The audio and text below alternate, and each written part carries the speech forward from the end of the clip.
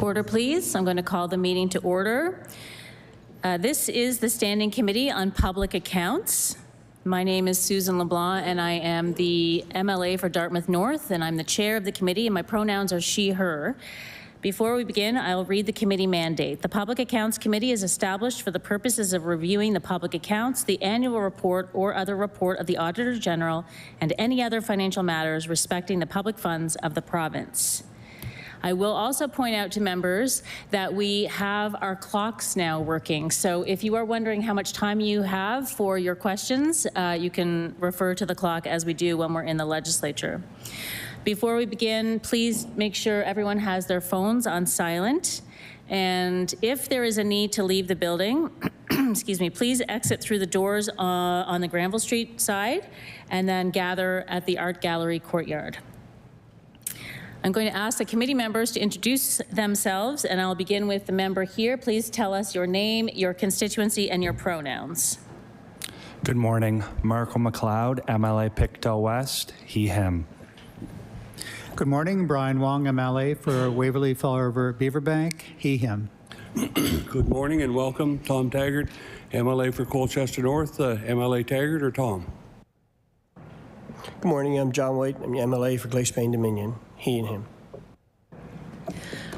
Good morning. Diane Timmins, MLA for Victoria Lakes, she, her.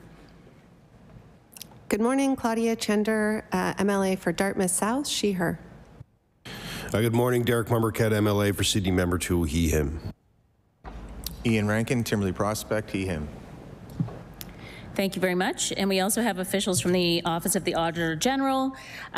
We have our Auditor General, Kim Adair. We have the Assistant Auditor General, Morgan McQuaid.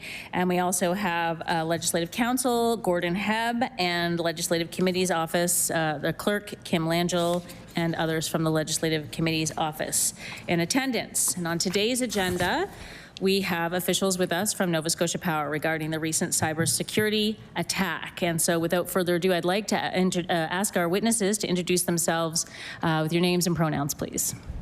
And we'll begin with, yes, there we go. Hi, Chris Heck, he, him. Hello, and thank you for having us. Peter Gregg, President and CEO of Nova Scotia Power, he, him. Hi, Chris Lanteigne, Director of Customer Care for Nova Scotia Power, he, him. Thank you, and I will invite you, Mr. Gregg, to make your opening remarks, please. So, Mr. Gregg. Thank you, Chair.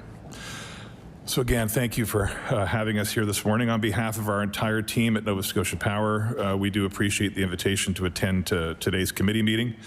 Cybersecurity is a critical issue facing private, public, and government organizations right now, and we all need to work together to protect the security of Nova Scotians. I'm here today with my two colleagues, Chris Lanteigne, Nova Scotia Power's Director of Customer Care, and Chris Heck, the Chief Digital Officer from our parent company, Emera. We appreciate the opportunity to discuss this issue with you today and how we can get stronger together as we move forward. I would like to begin with reiterating our sincere apologies to all our customers that have been impacted by this cyber incident. We understand it is very concerning, and we're working hard to address customer issues and to continue to strengthen our systems as we work to restore and rebuild. As we begin, it's important to remind people of the sensitivity of the incident and the fact that it is ongoing. This was a sophisticated attack on Nova Scotia Power and our customers by a criminal who has stolen data from our systems. We are committed to being as open and transparent as possible, as we have tried to be since the beginning of this incident, and our investigation and response effort remain ongoing. Maintaining the integrity of the active investigation under the careful guidance of leading cybersecurity experts is essential. We have also notified and sought input from law enforcement. The Privacy Commissioner of Canada stated last week that data breaches have surged over the past decade, and this incident highlights the growing risk of cyber attacks for all organizations. Despite this reality, we know that to our customers, Nova Scotia Power is not just any organization. We are a vital part of their everyday lives, and we take that responsibility very seriously. And we take cybersecurity very seriously and work every day to manage threats and continually evolving risks. I want to assure the committee that before this attack, we invested heavily in keeping our network and information secure. We implement measures and controls designed to align with the National Institute of Standards and Technology and the North American Electric Reliability Corporation, organizations that set standards for electric utilities across North America. However, as we know, the cyber criminals are getting more and more sophisticated, and we continue to focus our efforts and make investments to address these growing threats. No payment has been made to the criminal. This reflects our careful assessment of applicable sanctions laws and alignment with law enforcement guidance. To be clear, it was illegal to make a payment. Immediately after detecting unusual activity on our network on April 25th, we activated our existing cyber incident response and business continuity protocols. These included engaging leading third-party cybersecurity experts and taking swift action to contain and isolate the affected systems to prevent further intrusion. Our cybersecurity program ensured that our operations systems and electric grid continue to perform as usual. As you know, the criminals stole data, which unfortunately includes the personal data of customers. We have sent notifications to those impacted existing account holders and have encouraged them to sign up for free credit monitoring service and are continuing to investigate the full scope of the impact of the data. And this investigation is complex, extremely detailed, and will take time. I'm also encouraging all impacted customers to sign up for the complimentary credit monitoring and identity protection services. We have updated our website to include tips on some of the common issues customers have had in signing up. Additionally, for anyone experiencing challenges, we will start providing in-person support in various communities across the province starting later this week to assist our customers. Signing up online remains the best path for customers, but we plan to provide some in-person support for those who are less comfortable with the online process or have questions. More details will be communicated in the coming days. I want to assure you that we are cooperating at all levels on this investigation of this criminal attack. As you are aware, formal investigations of this incident have been initiated by both the Nova Scotia Energy Board and by the Office of the Privacy Commissioner of Canada. Nova Scotia Power will fully cooperate with both of those proceedings. And you have my commitment that our team is focused on the continued investigation and restoration efforts. We will continue to be open and transparent as we move through this process. We know that our customers feel we have let them down, and we're doing everything we can to support them. We thank all of our customers for their patience as we continue to work through this very difficult and active situation. Thank you, and we look forward to the discussion. Thank you very much, Mr. Gregg. And we'll begin our questioning with MLA Chender for 20 minutes, please. MLA Chender. Good morning. Good morning, Mr. Gregg, Mr. Heck, Mr. Lanteigne. Appreciate you being here. I'm sorry that you have to be here, but of course, it's hugely important because, as you mentioned, Mr. Gregg, Nova Scotians are feeling let down. We have, as far as we understand from public information, 140,000 Nova Scotians who have had their social insurance numbers stolen. And those people are furious because they don't know what that will mean for them. We talked to Diane Betts, who had $30,000 stolen from a bank account. She said she's going to have to be vigilant for the rest of her life around her sin and her husband's sin. They were in the news. They opened their Nova Scotia Power account 50 years ago.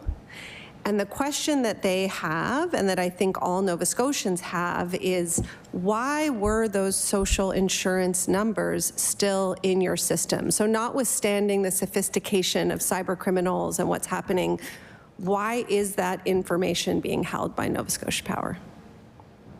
Mr. Gregg.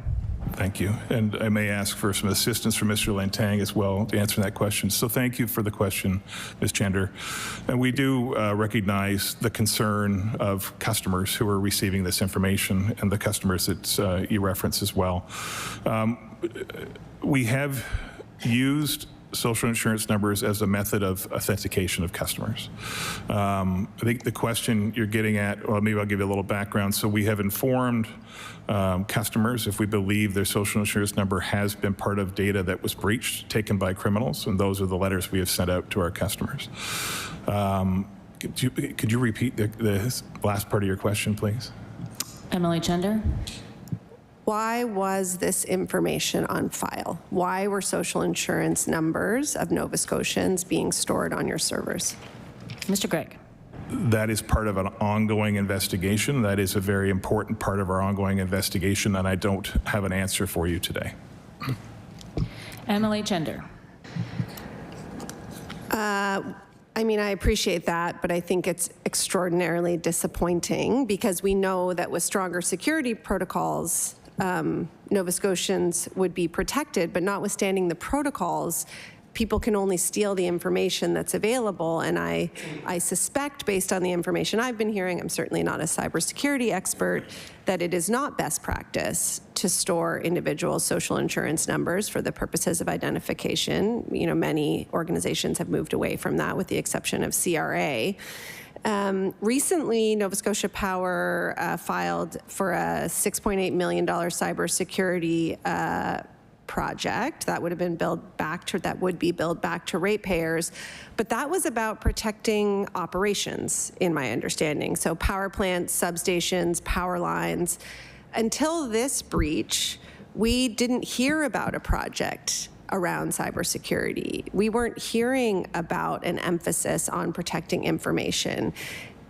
Can you tell me, any of you gentlemen, why this hasn't been a priority up until now? Why did we have to wait for it to be an emergency? So, you know, I guess my two questions are, why isn't protecting Nova Scotians' data as much of a priority as the other cybersecurity projects that have been in the news? And can you assure Nova Scotians that ratepayers will not be charged for the costs of cleaning this up and strengthening that cybersecurity? Mr. Gregg. Yes, thank you for the question. I would say we have, for years, prioritized cybersecurity. And for a little bit of background, the application you mentioned earlier was for an operations technology program. So on the operations side, where we generate power and transmit and distribute power. But we have equal programs on the IT side as well. And I'll hand it over to Mr. Heck in a minute, who can talk about the protocols and the standards we've got in place to protect data. So do that, but maybe I'll get to your second question first. Which again, you've given me a couple of questions in a row, but it was, I think, will customers not pay for this? So I'll say to that is that we do have cybersecurity insurance, and we anticipate that our cybersecurity insurance will cover the cost, the insurable costs. But I will also say that investigation is ongoing, and we do not have a full estimate of the total cost yet. So I can't give you a number on that at this point. Could I turn it over to Mr. Heck to perhaps provide some more information on your first question? Mr. Heck, please. Thank you. Thank you, and thanks for the question. So we do have a set of standards based on the North American Energy Reliability Council for the operations side. That's very thorough, and a set of 14 standards with hundreds of controls around that to protect the operations side. As you can imagine, it's a very important side of the business to protect, and we have that. Likewise, on the IT side, we use NIST, so the National Institute of Standards and Technology, their cybersecurity framework, and the 5 or 6 now main functions of that govern, identify, detect, protect, respond, and recover. We have all that in place. Those are then broken down into 22 categories and hundreds of controls and procedures that would get you into compliance with those standards. That is for the IT side, and we are compliant with the NIST cybersecurity framework. Now, we're always working to improve. It's, to me, a bit of a misconception to think that any company can implement some software and some hardware protections to meet some standards and call it done and say that we're immune from cybersecurity risks out there. That's not true for any company, any organization, any government agency, et cetera. The cybersecurity threat actors out there are always improving. Their threats are more complex, they're more frequent. It happens every year.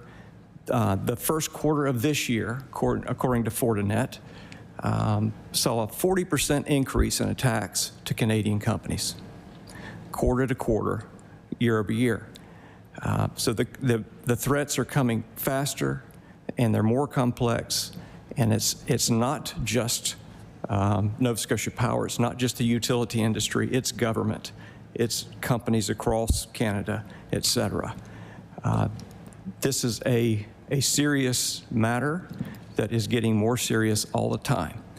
Regardless of this event, I would say that all Canadians need to be concerned with their data across Canada and taking steps to protect their identities and their credit. That's the state of cybersecurity today, and we are meeting those standards, and we're always improving. Our investment this year will be about $10 million in cybersecurity. That's on par with our other affiliates. It's on par with previous spending. We're always investing in cybersecurity. It's a never-ending job. Thank you, Mr. Heck. Ms. Gender, please. MLA Gender. Thank you. Well, maybe I'll just poke at that for a second. So I know that your title, you're Emera's Chief Digital Officer. Emera has many affiliates.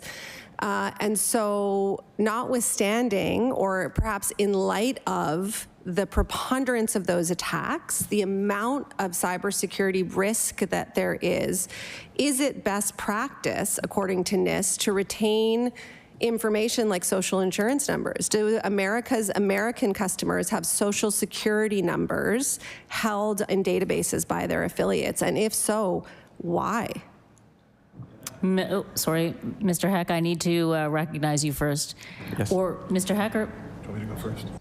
Mr. Gregg. Yeah, I think I can't speak to the American side of it. Maybe Mr. Heck can, but understand the point around the social insurance numbers, and we recognize the concern that our customers have with that.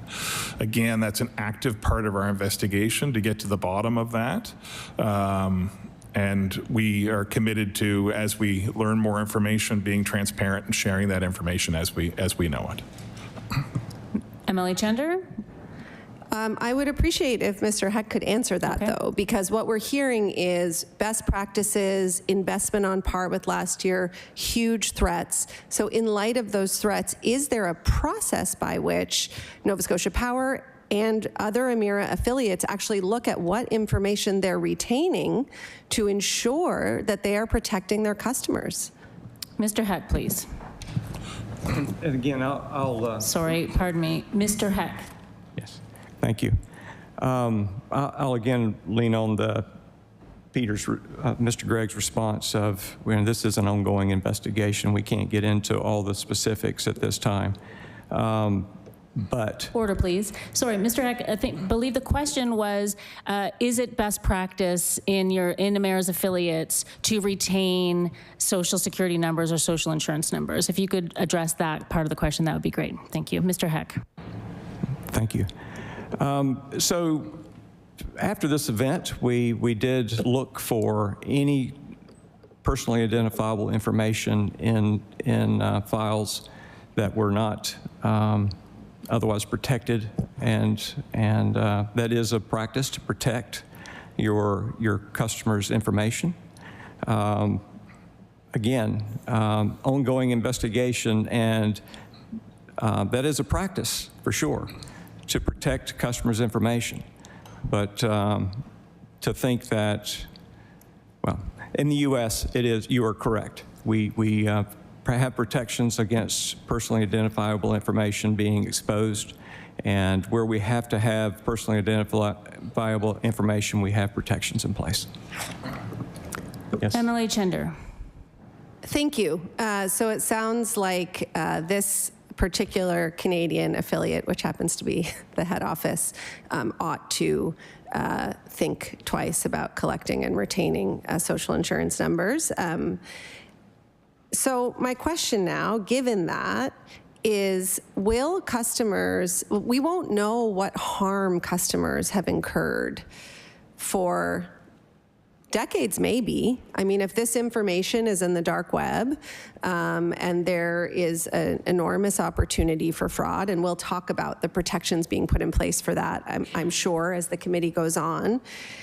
Is Nova Scotia Power considering some kind of rebate or relief for customers who are at minimum spending hours, if not days, online and on the phone trying to figure out how to protect themselves, and in the worst case scenario are experiencing theft and other enormous challenges as a direct result of the lack of privacy protections that Nova Scotia Power had in place? Mr. Gregg? Thank you. So yes, again, understand the concern the customers are facing. We did make the decision to offer free credit monitoring and identity protection services. Encourage all customers who've received a notice from us to go online and sign up for that service to protect and to be vigilant. It's, as Mr. Heck mentioned, the threat environment continues to evolve and increase, and we think customers should avail themselves of what we're offering to them. And if they're having some issues with that, we're also preparing to make sure that they get the assistance from us. And maybe I can ask Mr. Lanteigne to provide some details of what you can expect to hear in the coming days. Mr. Lanteigne? Thank you, and thank you for the question, MLA Chender. I think for me, I just want to reiterate what Mr. Gregg has said, that we are very sorry that this has happened, and we are here to support our customers.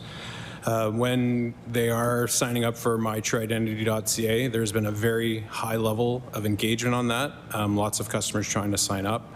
And I do know that there have been periods of time where it's been difficult to get through if they have trouble. The vast majority of customers are able to sign up through the online self-serve process. And TransUnion and Nova Scotia Power are meeting on a regular basis on what we can do to improve wait times, both in TransUnion and also at Nova Scotia Power for our customer care center. And that has improved over the course of the last week or so. And customers are able to get support if they have trouble in the self-serve process to get through to myTrueIdentity. But I do think it's really important right now for everybody to protect themselves. That is really the most important message for customers, is to sign up for that process and that credit monitoring, because that's the best thing that people can do right now. MLA Chender. Thank you. Well, I'll ask the question again. It won't surprise you, and in other venues, we've certainly discussed the challenges and frustrations that Nova Scotians have around rates, around service. And now, if you put yourself in the shoes of your average customer who is already frustrated by the amount of money they pay for their bill, who may already be frustrated about frequent outages, they are having to spend time that they don't have trying to figure out how to protect themselves from the sharing and misuse of their personal information and potentially theft because of the actions of Nova Scotia Power, a company they may not already be enamored with.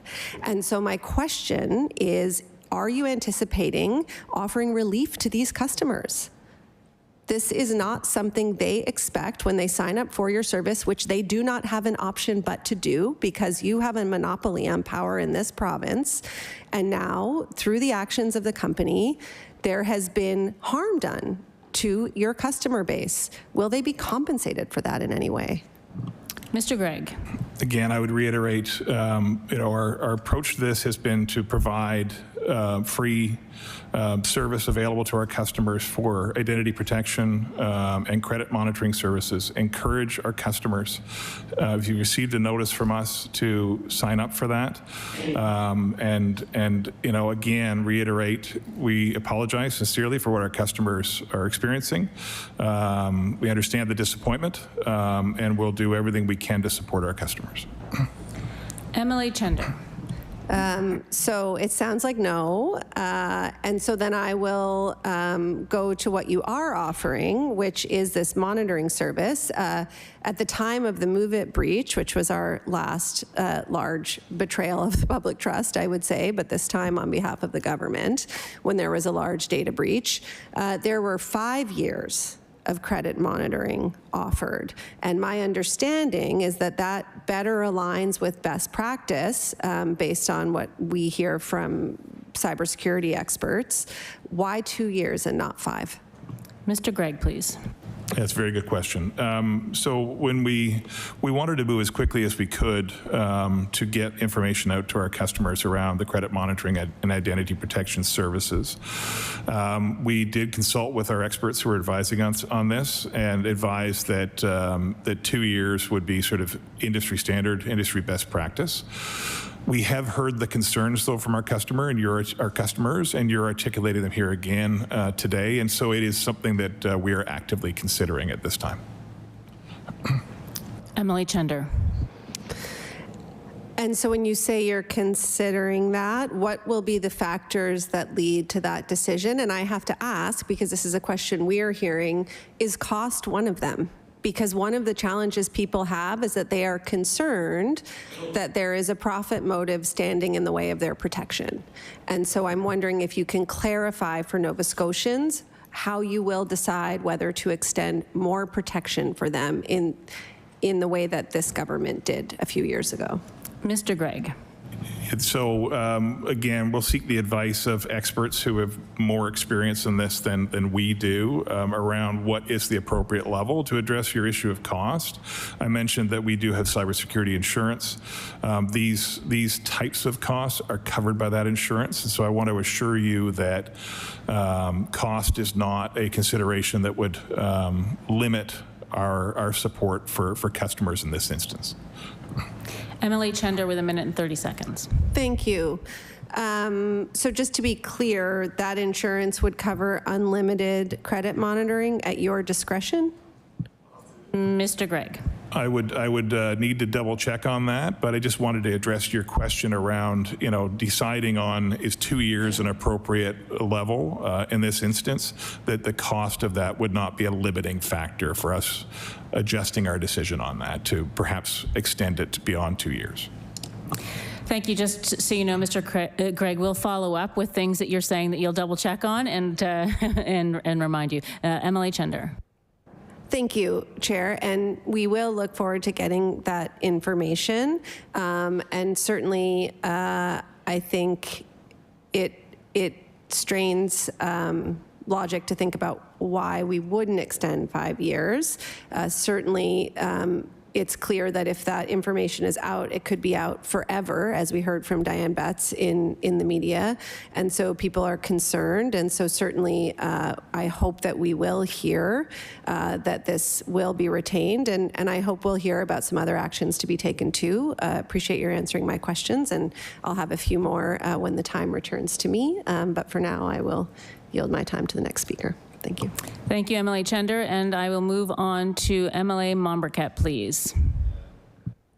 Thank you, Madam Chair, and thank all the committee members for agreeing with our request to have Nova Scotia Power in. I appreciate you coming in today. And just a few comments to start off before I get into my questions is that it's been tough on families. It's no question. People are scared. Our offices are being inundated with people who can't get through to true identity. They can't get the information they're looking for. They're afraid of taking a call at this point from Nova Scotia Power, trying to determine whether it's Nova Scotia Power or not. And a lot of questions have come through. And we'll have a lot of questions ourselves. One thing I will say, and you'll hear a lot about SIN numbers today, I think Nova Scotians deserve that answer today of why Nova Scotia Power was keeping SIN numbers. I can appreciate that there's an ongoing investigation with this, but that is one of the major questions that people are asking is that, well, why did they store my SIN number? And I think Nova Scotia Power needs to be able to answer that question sooner than later, because I think Nova Scotians are the people who are affected at least deserve that as we go through this process and as they go through the process of trying to get through to true identity, trying to get through to get the supports to get that protection in place. So I wanted to start off with those comments and I'll get into my questions. So as we know, there's 140,000 Nova Scotians that had their social insurance numbers compromised, along with their names and their banking information that is all now public. Has Nova Scotia Power reached out directly to these customers outside of the letter to give them a clear indication of what information has been stolen in its totality for each person? Mr. Gregg. And thank you for your comments. We understand the concern. We're hearing that from our customers as well, and thank you for the question. So as I've said a few times, it is an active investigation, and we have reached out to customers based on, fields of information that would have been given to us by customers. But unfortunately, as is common in cyber incidents, we have no way of knowing what was actually taken, and unfortunately, we may never know. It is an ongoing part of the investigation to determine that, but we've had information stolen from us, and we're doing our best to identify exactly what was in that information. We sent letters to approximately 280,000 of our customers, as we shared previously, based on what we know could have been fields that were given to us to identify customers, account number, address, those types of things, and yes, unfortunately, social insurance numbers.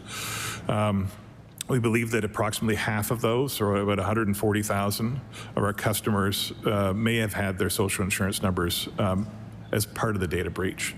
And so our communication to the customers was this letter trying to be exhaustive in terms of saying what could have been, and then sharing that we'll be offering that those services in terms of credit monitoring and identity protection, and encouraging everyone to sign up for that.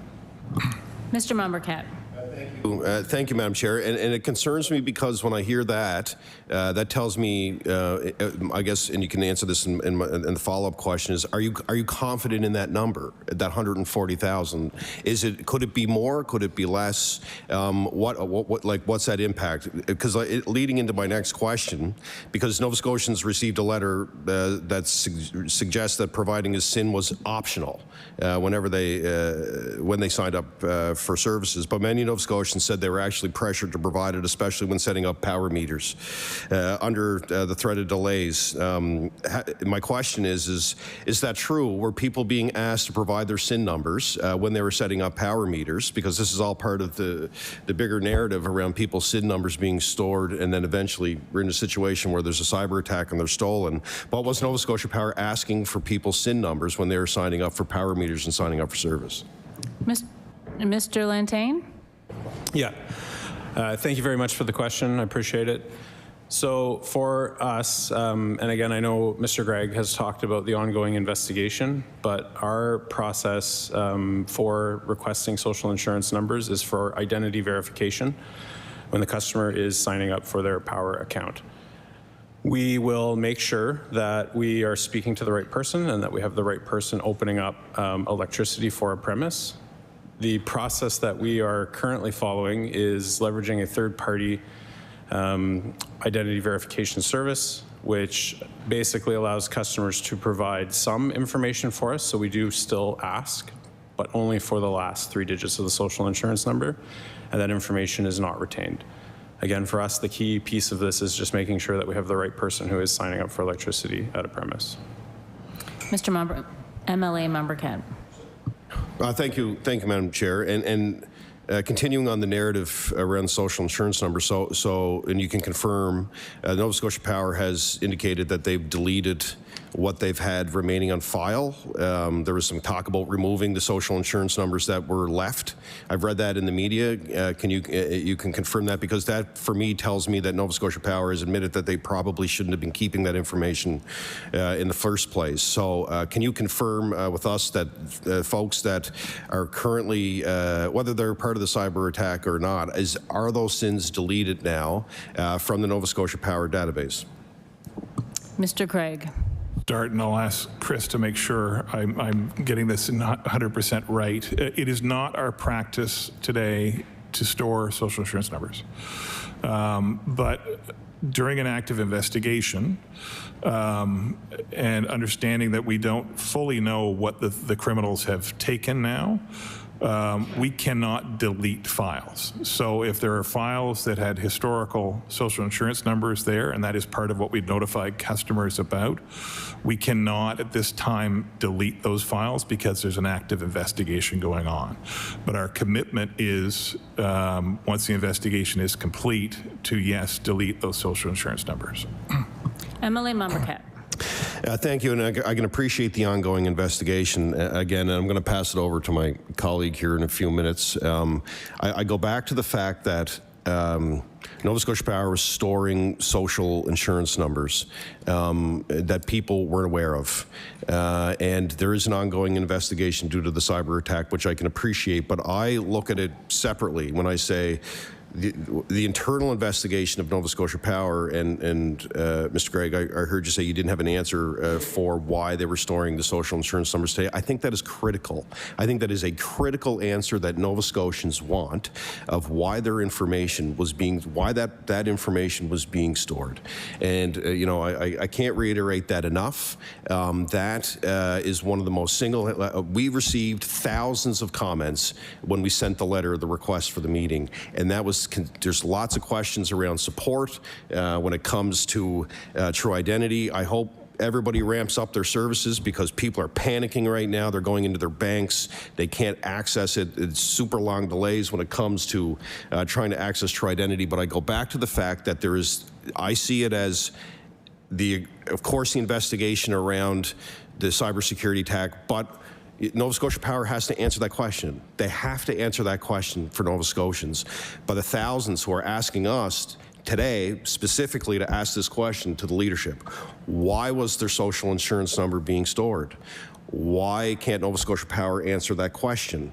That is, it is imperative that you give that answer to Nova Scotians so they can understand what's happening, but also give them the resources to be able to call True Identity or call Nova Scotia Power so they can set up that creditor monitoring. People are calling from all over the province. They're scared, they're concerned, but I reiterate before I pass it over to my colleague that question on the SINs needs to be answered by Nova Scotia Power regardless of the cyber attack. So with that, I'll pass it over to my colleague.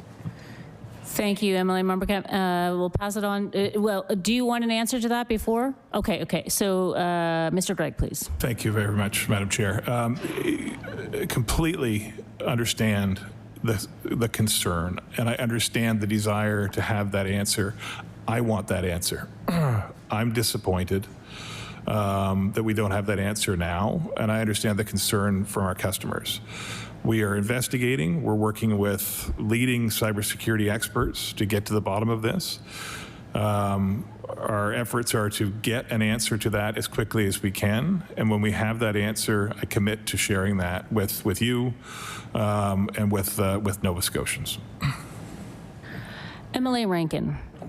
Thank you, Madam Chair. And I want to continue talking about access to information and with a bit of a different angle. One of the things that stood out to me in your opening remarks is referencing standards and the standards of technology, North American Electric Reliability Corporation. Standards are very different than Canadian mandatory requirements. So I want to ask a question. When you establish what data that Nova Scotia Power needs to collect from clients to provide the services that you need to do, are you confident that you are following the principles outlined in the current applicable federal legislation, which is Personal Information Protection and Electronic Documents Act? Mr. Lanteigne, please. Thank you for the question, MLA Rankin. And again, I just want to reiterate, like, we definitely share in the concern that both of you have mentioned in this questioning. I think from our perspective, what we are collecting from our customers is appropriate to verify their identity and make sure that we have the appropriate information on them. And again, our current process has evolved so that we are basically asking the customer to verify their identity. The only information that's talked about on that call is the last 3 digits of the social insurance number. That information is not retained in our current approach.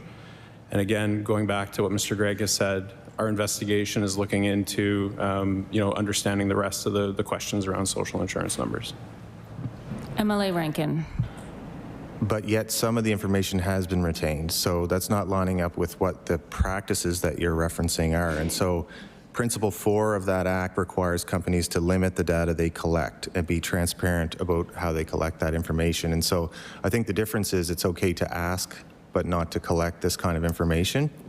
And I'll ask the question if you do privacy impact assessments, because that is part of the act. It's actually enshrined in the act to complete these assessments, and that they are renewed periodically, and every reputable company, my understanding from talking to experts, does this information. And I'll also ask the question, because I note that an employee of Emera is here, the parent company, but does Nova Scotia Power actually have a privacy director within House?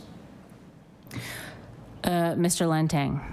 Thank you for the question. I appreciate that. So Nova Scotia Power, maybe to start with the last question, but it helps cover the others. Nova Scotia Power does have a privacy officer within Nova Scotia Power who does review the privacy statement and policy of Nova Scotia Power, and also helps us guide the information that we are currently collecting if a customer wants to open a new power account with us. Again, back to your point about the historical information and the data that has been stolen by the criminal, that is part of our ongoing investigation. MLA Rankin. Thank you. And what kind of monitoring mechanisms does Nova Scotia Power have to identify timely cybersecurity threats and breaches? Mr. Heck. Thank you for the question. We have a third party that does 7x24 monitoring and alerting for us, round the clock, a company that does this as a practice as well. So it's an external company that does that.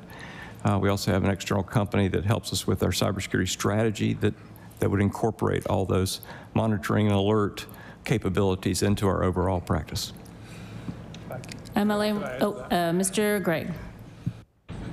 I think just to add perhaps a bit more detail, what Mr. Heck said is that, part of the reason for using those external parties is they are aware of the evolving threats that are happening in the environment around us, and are able to adapt on a almost real-time basis to alter our security posture to make sure that we're aware of the latest threats coming in from the evolving and sophisticated threat actors that are out there, unfortunately, and are then able to help us to ensure that our security posture is as up to date as possible. MLA Rankin. Thank you. And just with limited time, I want to ask about the request before the utility board with almost $7 million to upgrade the systems. And a part of that request does speak to cybersecurity asset management. Is it correct that these vulnerabilities were known since you did an operational technology assessment back in 2022? And if you knew about those vulnerabilities, why didn't you look in-house to finance just given the seriousness of the issue of cybersecurity that we all are speaking of today, why wait for the process of the Utility Review Board 3 years later after doing the assessment, and why not just do it now? Mr. Gregg. I may ask for Mr. Heck to provide some details in this as well. As I've stated previously, it's an evolving environment in terms of where the threats are coming from. We have an operational technology side of the business. We have an information technology side of the business. We design those two environments to be separate from one another. I guess I would start by saying, this incident, this very unfortunate incident, did not impact the operations technology side of our business. It was on the IT side. As we look at the evolving threat environment, we look to the advice from experts. We need to make continual investments in both the IT and OT sides of our business. And that application that you're referring to, the $6.8 million, was an ongoing investment. We've been for decades now making ongoing investments to make sure that our systems are up to the current standards. And that was one of our applications to the Energy Board in terms of seeking approval to continue to make those types of investments in our system. MLA Rankin, please. And similarly, my colleague brought up what are you going to do for ratepayers? And you've made an apology, but I think it's fair to say that an apology rings hollow for a lot of people that have their most valuable information stolen from them. And We know that there has to be upgrades that have to happen. Operationally, that could be just as serious, even more serious, if we have people controlling the power grid in our province. So I'd like to ask, since there was basically apology does have some kind of admission of doing wrong, whether it's intentional or not, what are you going to do for ratepayers? And I would ask if you would retract that request and make the executive decision to pay for that upgrades, to pay for all the necessary upgrades to protect our grid, but to protect ratepayers. Will you retract that request from ratepayers and finance it from within? Mr. Gregg. Thank you. I'll go back to, I think, where you started. And again, a sincere apology to our customers that they're experiencing this impact from the theft of the data. We're working to make sure they have the best information available to them and encouraging them to take action that is to provide themselves with the free credit monitoring and identity protection.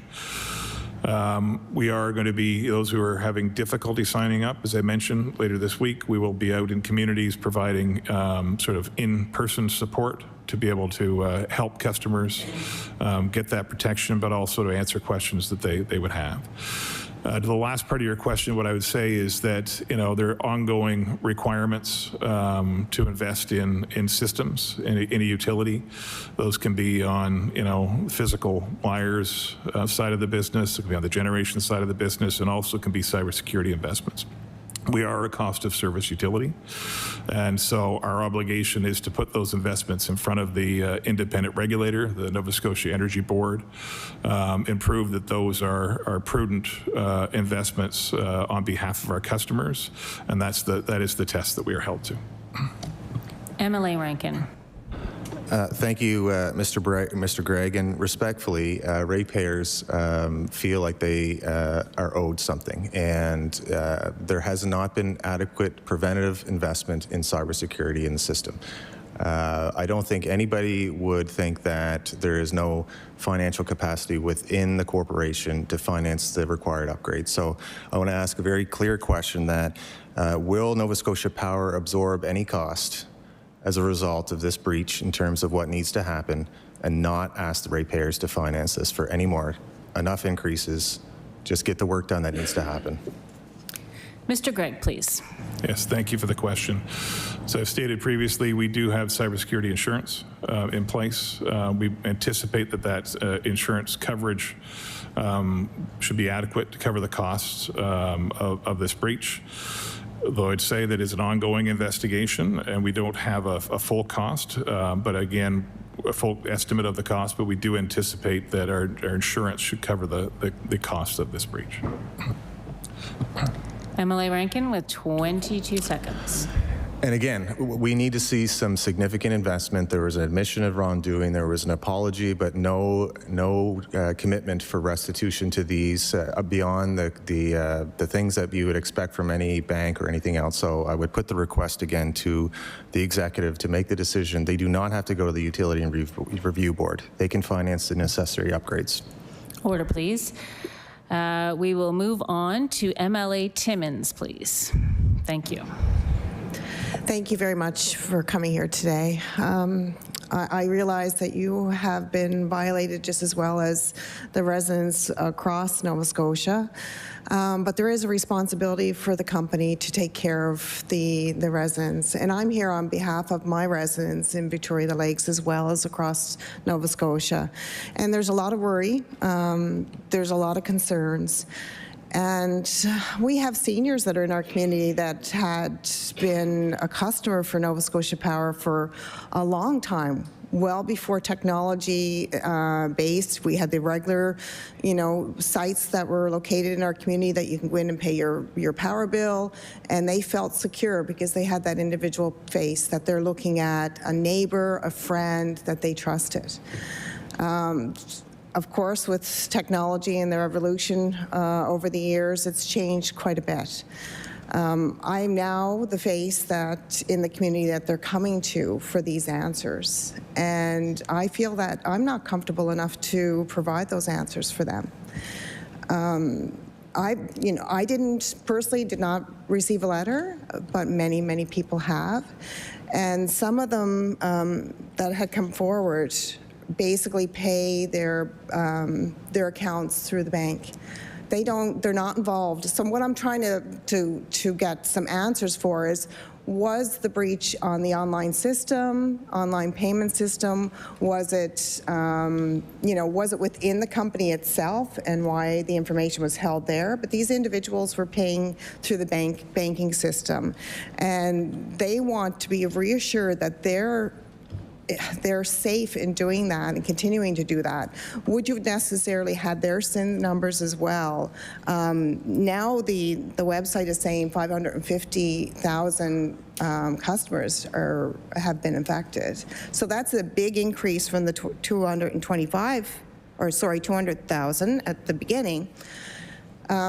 So if you could maybe provide some information on their protection and how do we roll out the information going forward that we can assure them, and I know we can't, but you as Emera and as well as Nova Scotia Power can assure them that they are safe and how they will be compensated for their losses. Mr. Lanteigne? Thank you very much for the question, and thank you for passing the concerns along that you're hearing from your constituents. We are hearing the same thing from our customers, and we share in that concern. I think for me, just a couple of things that you've talked about that I wanted to address. The first is to your point around some of the people in communities across Nova Scotia who are, wanting additional support. And I think what you were alluding to is even a face-to-face interaction just to help. So Mr. Gregg mentioned it earlier, but what we are looking to start doing this week is get out into communities across the province to actually provide some support for customers. Our approach in doing that is actually, it's come out of a discussion with the minister in government and is a request of the constituency assistant offices. So we're going to be working closely with them as well to see how we can best support them, including providing some more information about the My True Identity service and how people can best protect themselves. I think, again, I do want to reiterate what I mentioned earlier. The level of engagement and adoption of the service has been very high, which is good. That is what we want.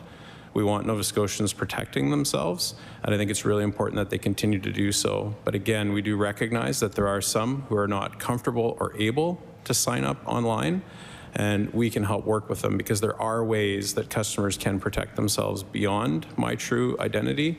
Some of those pieces of information are available on that website, but it is also listed in the additional guidance in the letter that affected customers received as well. But knowing that voice and that face to talk it through could be beneficial, that is something that we're looking to do later this week, and there's going to be more information available on that. The other area that you did mention is payments.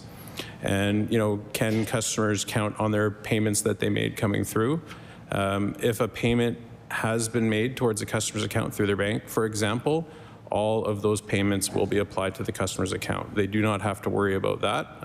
That will be reconciled. And the information will be showing up on bills and on my account when those services are fully restored. Emily Timmins. Thank you. As our colleagues had basically questions that they had asked, answered a lot of my questions as well. There is a concern between the sign up of the creditor protection and what has happened prior to. So individuals have been breached already and they may not be signed up for the protection. Is there a compensation for them by your individual company, Nova Scotia Power or Emera, to help compensate them for their losses of income? Mr. Gregg. Could you perhaps repeat the question? I'm not sure I followed it entirely. Emily Timmins. Sorry. Maybe I can reword it. There has been, or there's news information that people have been breached already prior to them signing up, and there's no protection for them. Is there protection from the company, Nova Scotia Power or Emera, to compensate them for their losses? Mr. Gregg. Sure. I think there are probably 2 points I'd address there. One is, I think what you're referring to is as customers have signed on for the mytrueidentity.ca service, what we've been hearing from some customers is that it's the first time they're signing on, but they're seeing prior breaches or information in there that perhaps their data has been taken in some completely unrelated, separate incident. And there's a sort of widely known Ticketmaster one that we hear about quite a bit. So what can be happening is they're going in and seeing that there has been previous activity on that. And I know that's concerning. But it's also, I think, indicative of what's happening in the world today where many of these breaches are happening. I guess the advice is to make sure that if you have received one of those letters from us, sign up, go in there, and carefully look through the information to see what's there, and identify, where it's from, perhaps what other services you've had that have had breaches. It's important that the customers understand that. To the last part of your question, we have no evidence at this point to suggest that there's been any kind of harm in terms of financial harm that has resulted from this incident. We'll continue to investigate, obviously. As I mentioned, there's a detailed investigation ongoing. MLA Timmins. A lot of the residents in our area are seniors, low-income families, and they will notice if there is, a breach within their bank accounts and so on due to this. And they are going to direct it because it's, Emera is out there. This happened to Nova Scotia Power. So how are you going to deal with the individual cases that come forward? And how do we help them in the future? Mr. Lanteigne. Thank you for the question, and again, really do appreciate that concern from all Nova Scotians, and as you mentioned, seniors and low-income customers too. That's definitely a concern for us. I think, again, and not wanting to sound like I'm repeating, but it is very important that people do sign up for the My True Identity service. And I would reiterate as well that there is some very useful additional guidance that you do get in the letter on things that you can do to protect yourself. I think it is very important for people to be keeping an eye on their bank accounts, for example, and ensuring that they are immediately reporting any transactions that they see that do not seem legitimate on their account. Again, to Mr. Gregg's point, we don't have any evidence of that directly happening yet. But it's important that people do protect themselves so that they can immediately see any changes that's happening. And that's why we are sharing it today, and we're sharing it in many of our customer interactions that we're having, because it is so important for people to sign up.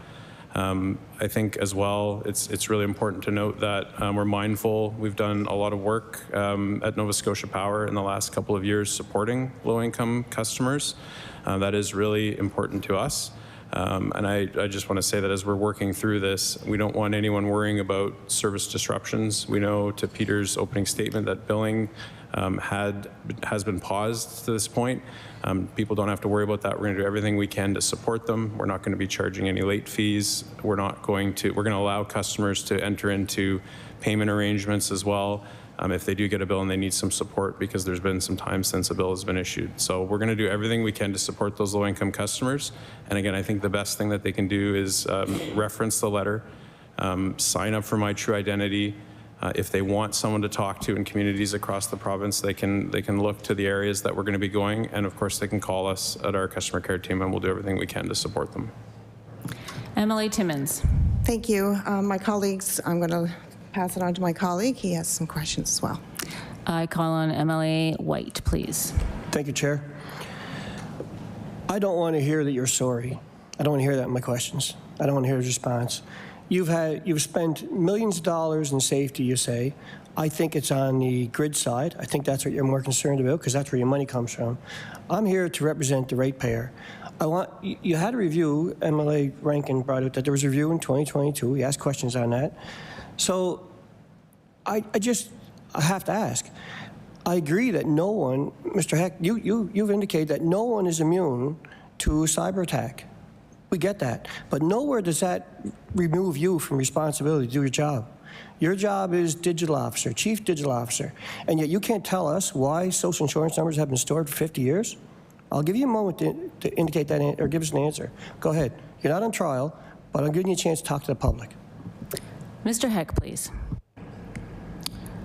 So to the first part of your question about focus on the operations side, I would say that's just not true. We balance the IT side, the information technology side that was successfully breached this time with the protection of the operations side.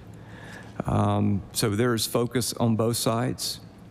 It's very important that both sides stay apart from each other, to segment the two apart, to protect them from each other as well. This attack happened on our IT side, but we are very well protected there. We meet a stringent set of standards on the IT side, the information technology side, as well as the operational technology side. So protections are in place. Third parties are used. Third party assessments happen. Very detailed assessments by using very talented third-party experts that try to penetrate our networks, et cetera. Those happen multiple times a year. We are always achieving more. We're trying to get better and better and better and learn from each assessment, et cetera, and improve. We use a third party to help us rank the priorities of each finding and each action that we need to take. And we go after the top priorities all the time on both sides. So it's a cybersecurity program that meets standards, is on par with other utilities across North America, and but is not, just like any other utility, beyond being breached. MLA White. What I heard was successfully breached this time. There have been attempts before then. Can I not assume that? Then why were you restoring numbers for 50 years? Why did you not think about removing those numbers 50 years? I'm 58. Give you an indication as to how old we're talking. Do you want to answer that? Mr. Heck. I'm fine with, yeah. Could you repeat the question itself again, please? Mr. MLA White? Yeah. Absolutely. Why were you storing social insurance numbers for 50 years? Mr. Gregg. I'll start. There was another, I think the other question too was this time, and were there other attempts? I'll ask Mr. Heck to address that one, but I'll start with the social insurance numbers. Just to say that is an active and really important part of our ongoing investigation. I'm sorry I'm not able to give you that answer today, but the commitment is to provide that answer as soon as we know it. I know that will also be, part of the purview of the line of inquiry from the Office of the Privacy Commissioner as well, and we'll fully cooperate with that. And again, commitment to share that information as we know it. And Mr. Heck. Thank you. So we are under attack constantly. As I said before, there are thousands of attacks a day that we handle. This threat is real. The number of attacks is increasing. The complexity of the attacks is increasing. The capabilities of the cyber criminals out there is getting better all the time. We are always under attack. There have been near misses. This is the first breach since I've been with the company for Nova Scotia Power. Yeah. Mr. Gregg, quickly. Just to add one thing to that, I completely support everything Mr. Heck said, but I think also what we're learning as we go through this investigation from the experts we have been working with is that this is a very sophisticated threat actor. And I wanted to sort of say that, yes, generally the threat environment is evolving and it's getting more complex, but in this situation, this was a very sophisticated threat actor. I can't say really anything more than that. Maybe I'll leave it there to be quick. MLA White, back to you. Thank you. I will not belabor this point any longer, but I realize it's an active investigation, but that does not mean that you can continue using other places being attacked as well as an excuse. You held social insurance number for 50 years, and you're negligent of that. That's the only term I can use. And if we were in court of law right now, you'd be found guilty. That's all I can assume on that. This is a house that makes laws, it's not where we determine them. So I'll leave it at that.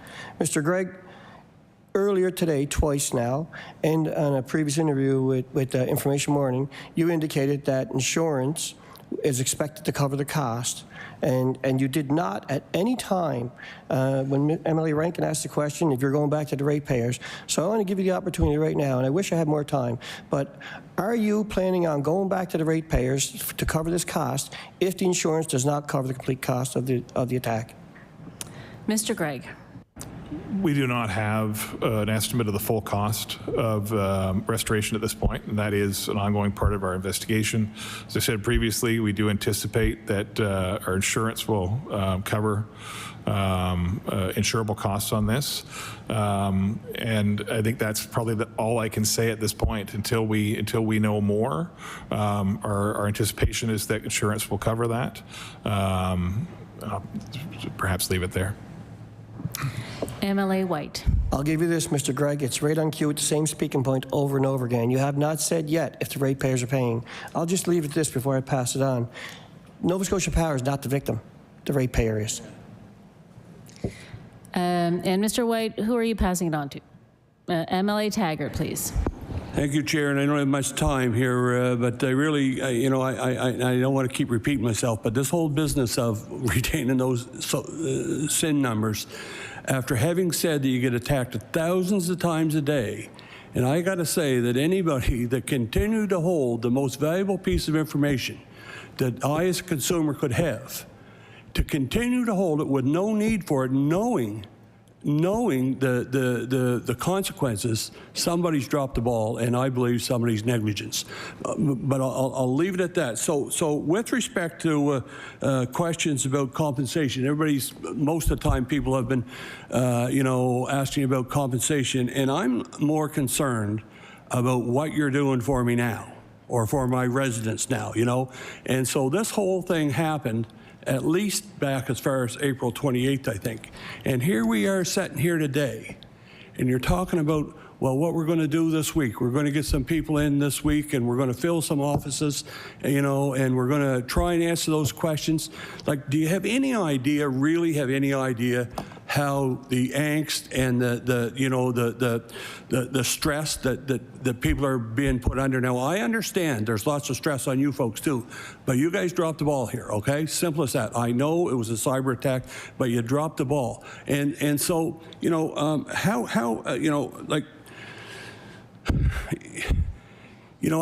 to step up your game somehow. I don't have the answer, but you guys do. You guys are the guys that are, highly professional, highly paid, and you got to step it up. Okay, so what's next? You need to take this anxiety away somehow. Thank you. Thank you, Mr. Gregg, with 30 seconds, please. Just to say, listen, I understand the concern. We are hearing the same concerns from our customers as you're hearing from constituents. There are certainly lessons learned on this. Our desire as this event unfolded was to get out with information as quickly as we could. We wanted to go out with information that we knew, not that we thought, and that has been an ongoing challenge in this investigation. The facts do change as we go through. I accept your point that customers do expect more from us. Order, please. Okay. I apologize. We have to move on. Our second round of questions will be 14 minutes, so I will call again on MLA Chender. Thank you, Madam Chair. So I want to pick up on MLA White's point that we make laws in this chamber. We don't enforce them. Mr. Heck, when I asked you earlier about whether other Emera affiliates have this problem, I think I heard you say that there are robust systems for disaggregating personal data, like Social Security numbers in your American affiliates. So we don't have that here, clearly, because we had all of these social insurance numbers that no one can tell us why they were here. And so, this isn't the only difference. So we know that, for instance, in Florida, there are stronger polls, hurricane seasons, if we're talking about infrastructure. that is a result of the regulatory environment. So there is a requirement to have that better infrastructure on the physical side. Is there also a regulatory requirement in other jurisdictions to have better protection of personal data? Mr. Heck, please. Same standards apply to every affiliate. So the same NERC SIP standards on the operating side, the same NIST cybersecurity foundation is the same on every affiliate, is the same. And to clarify, what I said earlier, what I tried to say earlier was we have protections where we have to have personally identifiable information. There are a set of protections that's part of the standards. Companies often have to house personally identifiable information and protect those. And that's true at the American affiliates, and those same standards apply here. Emily Chender. And yet, we have this information that we ought not to have had, and we can't say why we had it. So, I mean, I understand that we're belaboring this point, gentlemen, but this is because this is the crucial point and one that we cannot get an answer on. So I'll ask it a different way, I guess. How was this missed? If you're doing audits, if you're investing in cybersecurity, how is it that the company didn't know that it was holding this very valuable personal information of tens of thousands of its customers? Mr. Gregg. It's going to be an unsatisfactory answer to you, I'm afraid. But the commitment I'll give to you and to the committee and to our customers as we find out more, get the answers, we will share those answers. That will be part of the ongoing investigation of the Energy Board, also the Privacy Commissioner of Canada. It's unfortunate. Say, it shouldn't have happened, but we'll get to the bottom of it, and we'll share that information. Emily Chender. Thank you. So I think I heard you say in response to an earlier question, Mr. Gregg, that we don't have evidence of financial harm. And I would say that I disagree with that, and that it's very early days. And I suspect that the experts would agree with me that there is a high likelihood of financial harm that will occur if it has not occurred already. We know that at least 2 Nova Scotians have had their personal data stolen from Nova Scotia Power and then have had large sums of money removed from their bank accounts, so that's personal harm. Do you stand by that statement, that there has been no harm done to your customers? Mr. Gregg. I would say I understand the deep concern that our customers have, and I share in that concern. My answer was really more specifically to, I think, the example given earlier that we don't have evidence at this point that was directly related. Although there is an active investigation, and our commitment is to, if customers have concerns that this breach did have an impact on them, we want to know about that.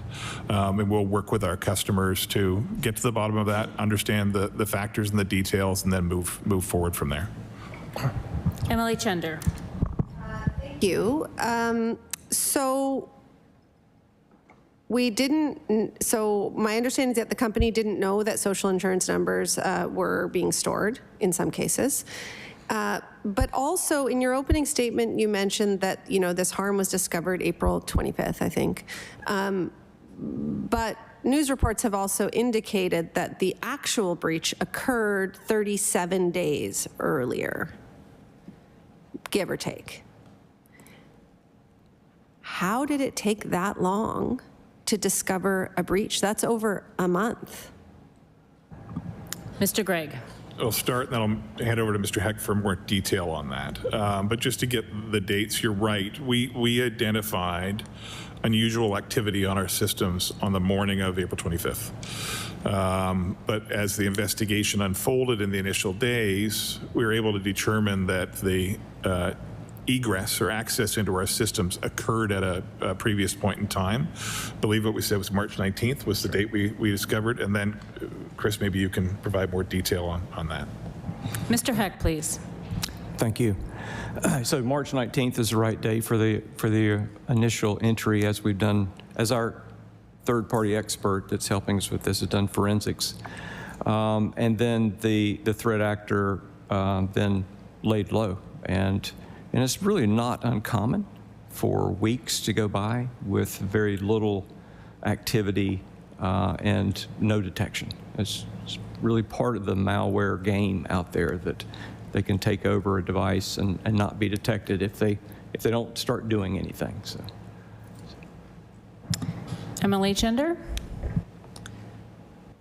So are there efforts being made to be able to detect that type of breach earlier? Because whether or not that's common, it's deeply additionally troubling to Nova Scotia Power customers because in this case, their social insurance numbers might have been floating around in the dark web for a month before they heard anything about it. I mean, we're talking about, you know, relatively different levels of financial fraud, but we could be talking about identity theft. I mean, these are enormous issues.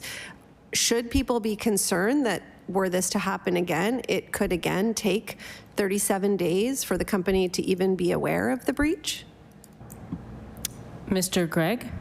Attempt to answer that question in a way to address your issues. I think there are a couple of different factors that need to be looked at. I think one of them Mr. Heck identified is that there's a protection element of it. So, you know, we tune our systems on a daily basis upon advice from experts in terms of what the threat activity is currently happening. And so we do tune that system to try to be as advanced and up to date as possible. But I think what Chris is saying is that we can never be 100% sure that a sophisticated actor cannot get through. And I think that's true for any organization, as we said previously. I think there's a data management element to this as well, and that's what we're getting to the bottom of too, is that, you know, making sure that we are doing our best to manage that data of our customers and to make sure there's protection on that side. And then there's also the recovery aspect of it too, and that's where a lot of our efforts are focused on now. We have had back office systems impacted by this breach. We're rebuilding those systems. That is taking some time, but I do think you need to look at it sort of in that comprehensive way, that there's defensive posture, making sure that the data management system is robust, but also having business continuity protocols and programs in place to respond if it does happen. And it's really all those things together that build your cybersecurity program. I think there are obviously going to be some lessons to be learned from this, and we will apply those lessons. MLA Chender. So in all of the audits and all of the work you've done, it was never revealed that you were holding these social insurance numbers, as far as we understand. We'll get more information later, I understand, from the investigation. And so what we are hearing from a lot of people is they don't feel comfortable giving Nova Scotia Power their banking information. They don't trust the company. So I think this trust has been broken. And so my question is, you know, as you do this review, are you reviewing the information you're actually holding? We're hearing about security and defensive postures and threat actors, but we're not hearing about what it is that the Nova Scotia Power as a company has of ours and how that is being protected or hopefully deleted so that people don't have to feel threatened. Yeah, Mr. Gregg.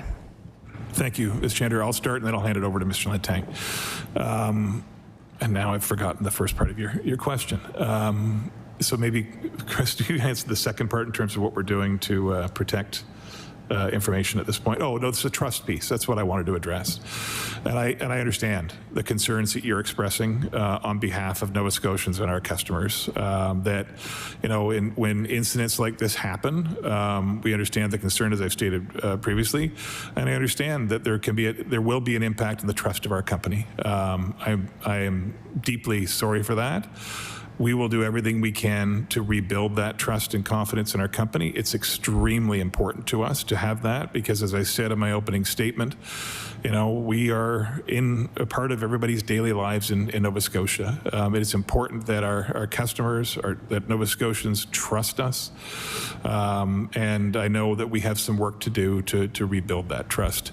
And then the second part of the question, I was hoping Mr. Lanteigne could add some details to that. Mr. Lanteigne. Yeah, thank you, Mr. Gregg. I think for us, obviously understand the concern as well about trust, and you mentioned banking information, so I'll just touch on a couple of key pieces with that. So, you know, I think when you're paying a bill, obviously that's where your banking information can be involved. So if a customer pays their bank through their bill, so they sign into their own online banking, register Nova Scotia Power as a payee and make that payment, when the funds arrive at Nova Scotia Power, the only information that comes through is really the information to apply it to the account. The banking account number does not come through. The other thing that I will reiterate, though, is so briefly touched on it earlier, but our online My Account service, which is in the process of coming back online today, in that area, you can actually make payments as well.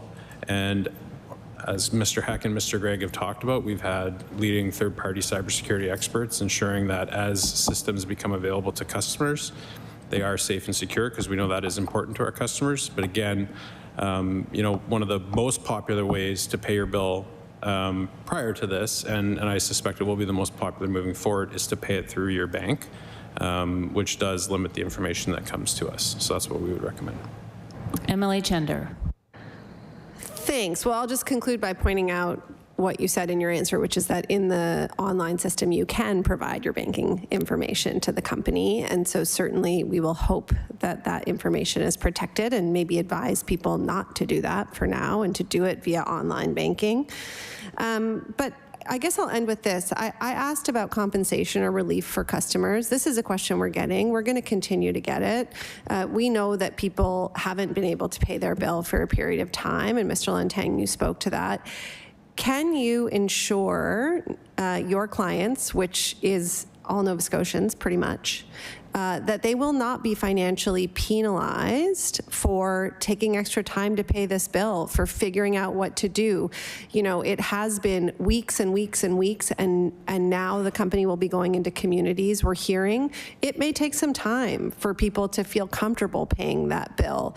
We would advocate for that 5-year credit monitoring. We would advocate for a credit freeze. But in the meantime, can customers be assured they will not be financially penalized?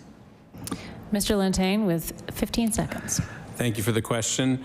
Yes, we will not be charging customers late fees. We will work with them individually to make sure we can support them, and we are not disconnecting customers if they cannot pay their bill right now. Thank you. I call on MLA Mumbercat, please. Thank you, Madam Chair. And I do want to say that during the meeting, the CEO of Nova Scotia Power pointed out that it's a cost for service utility, which is why they have an ask in front of the UARB for $6.8 million for cybersecurity upgrades. Sir, what I will argue is that Nova Scotians pay for electricity, and the cost of a cybersecurity breach should not be on the backs of Nova Scotians. So my question, and I'm looking for a clear answer from the CEO, and we've talked about insurance around the cybersecurity breach. Will he commit today on the floor of this legislature that Nova Scotia Power will not go looking for funds to cover any additional costs that aren't covered by the insurance for the cybersecurity breach, and will not ask Nova Scotians to foot the bill? Thank you. Before we get to your answer, I will say that this question has been asked several times in different ways, and so I'm inviting Mr. Gregg to give as direct an answer as possible, and really, you know, be upfront with what Nova Scotians can expect. Mr. Gregg. Thank you. Yes, I appreciate the question. try to give as clear an answer as I can. I think what I've stated previously is we don't have a full estimate of the cost of restoration at this point. As you know, the investigation is ongoing. Where we stand today, we do anticipate that our insurance should cover insurable costs from this incident. But until we get further into this investigation and determine total cost, I can't give you a yes or no answer to that at this point. I think my commitment would be that we understand the concerns of Nova Scotians, that they do not want to pay additional costs. I understand that, and that will obviously be a significant consideration for us. But you know, my commitment also to you, to members of this committee, and to the public, as we understand more definitively as to what those costs are, we will share that. But our intent would be, it's why we have insurance, is to not pass these costs on to customers. But I'm just not in a position today to give you a 100% definitive answer to that. MLA Membercat. Thank you, Madam Chair. And again, it's my hope that Nova Scotia Power internally covers whatever the additional costs are, and not ask Nova Scotians for that in a time where people have really lost trust in the company. I think it would be a great sign of trying to rebuild that trust if Nova Scotia Power didn't make that request if the costs aren't covered. My next question, Madam Chair, is about data and a lot of conversations around social insurance numbers, and we do have representatives from Emera with us. So my question is, Nova Scotia Power was storing SIN numbers and personal information of its customers. Was it just that information just confined to Nova Scotia Power, or was that accessible by Emera on a broader scale? Mr. Heck, please. So was that data accessible by Emera? Mr. MLA Membercat? That's the question. Yeah, no, it was not. It was not. That data is protected and is available only to authorized users at Nova Scotia Power. MLA Membercat. Thank you for that, and I appreciate your answer. And it just begs the question: if Nova Scotia Power has a privacy officer, why are they not at committee today to answer some of the questions? And that's no Emera is a parent company. You're here to represent the parent company, but if there is a privacy officer for Nova Scotia Power, it actually would have been good to have them here too as well, to ask them some questions. I do want to ask a question, and like these are the situations that are coming in from people, and I'll read this because this is one of the thousands of comments that I've received on social media since submitting the letter. And my father was one of the unfortunate victims of Nova Scotia Power's negligence. My dad passed away in May. I cannot set up the monitoring protection offered by NSP because he needs to verify his identity, which of course he cannot do. My parents have many joint accounts and we are working through finalizing the estate, but that takes time. I feel that my mother is at risk with his name on accounts. And these are the examples that we're receiving all over the province from families that are concerned, that are scared, that have lost loved ones, that are transitioning, and they're looking for help. And today you've indicated that you're going to set up offices. That should have happened weeks ago, in my opinion, because we're trying to deal with these as MLAs. Like, they're coming into our offices, and we're trying to not only navigate them through, the steps to protect their identity, but the fact that they're scared and the trauma that people are feeling and trying to deal with this, trying to go to the bank, can't get through. My question to the Nova Scotia Power representatives is, how do you deal with situations like this? What am I telling this family? Thank you, and I will ask you, MLA Membercat, to table that letter if you have a chance. Thank you, Mr. Gregg. Yeah, I'll just start with a brief comment and then hand it over to Mr. Lanteigne to help answer the question. But, I just wanted to acknowledge we're hearing the same concerns, and I accept the feedback, criticism in terms of there are lessons learned in terms of, could we have come out better? I think so. And our attempt at the time was to get as much of the information that we knew at the time out to customers in as quick a method as possible, and that was the letter that went out. I think what we've learned through this, and maybe fortunately, but also unfortunately, while we test our systems, we do tabletop exercises to anticipate what it's going to look like, until you get into one, you don't actually know. And I think it's a lesson learned. Hopefully this never happens again, that we have another attack. But I do accept the feedback that there's more we can do. There's more we should be doing for our customers. And with that, I'll hand it off to Mr. Lanteigne. Mr. Lanteigne, please. Thank you, Mr. Gregg, and thank you for the question. I think for me, the one thing I just wanted to address first is the customer example that you did share. I am not an expert on credit files and credit monitoring, but that would be a good example to have, a contact directly with TransUnion. And if I can help in any way, I'd offer that support outside of committee.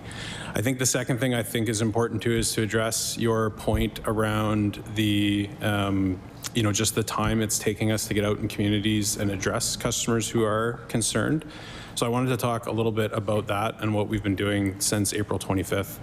I think it's important to note on April 25th, obviously, when we knew of the issues affecting our network, we began right away to ensure that we could stand up service for customers for critical services that they need with us, namely power outages, power lines that are down. And I think that's really important. We moved into providing customers with support, and we heard some of this feedback from customers, the ability to start their service, move their service, and their service with us was affected, and we couldn't support that. So it was April the 30th that we actually put in a process to allow customers to help with that. When we got to the point where we did confirm customer data was affected on May the 1st, we did have a customer care line available to help answer customer questions that came in, and we've been talking to customers there over the course of the last several weeks. And our customer care center itself has been open to provide all services to Nova Scotians since May the 5th.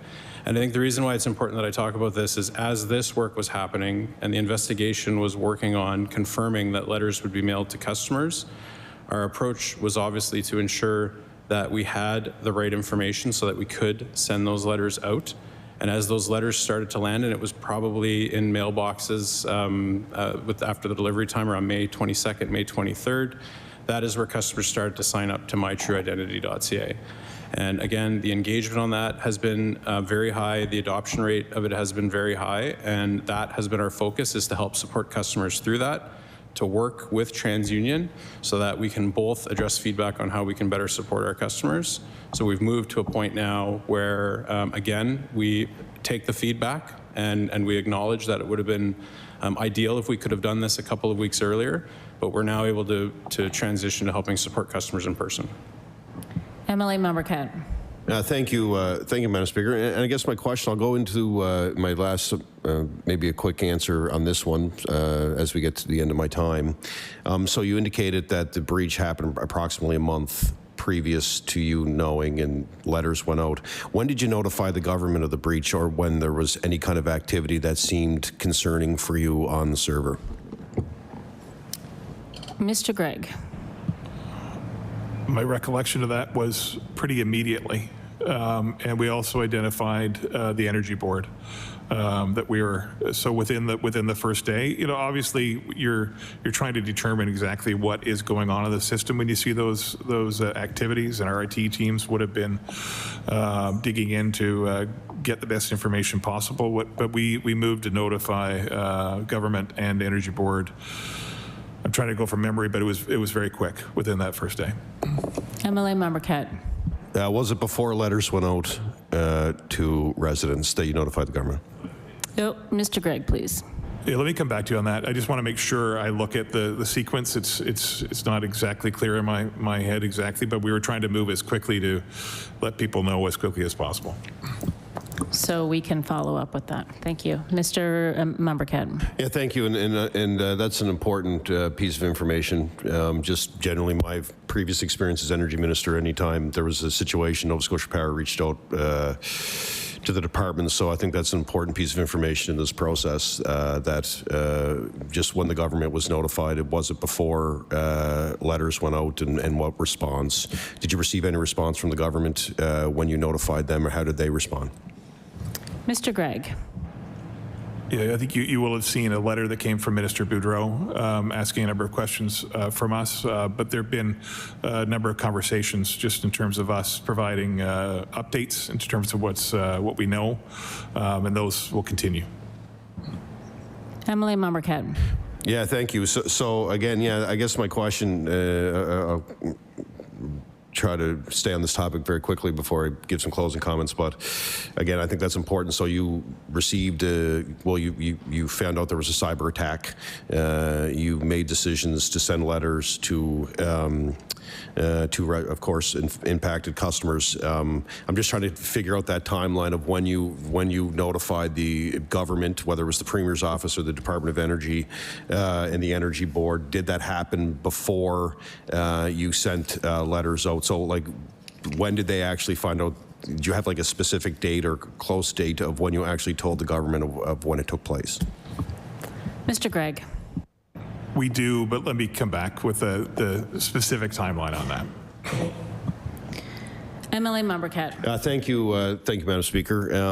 And I'm probably not going to have enough time for a question and an answer back and forth, but I do want to reiterate again, I really appreciate all the parties, taking this opportunity and agreeing to have this meeting. It's important for Nova Scotians. This is something that is top of mind for really hundreds of thousands of people who live in our province. And I will reiterate again, if, they deserve to know why their sins were stored. They deserve to know why Nova Scotia Power is keeping that information.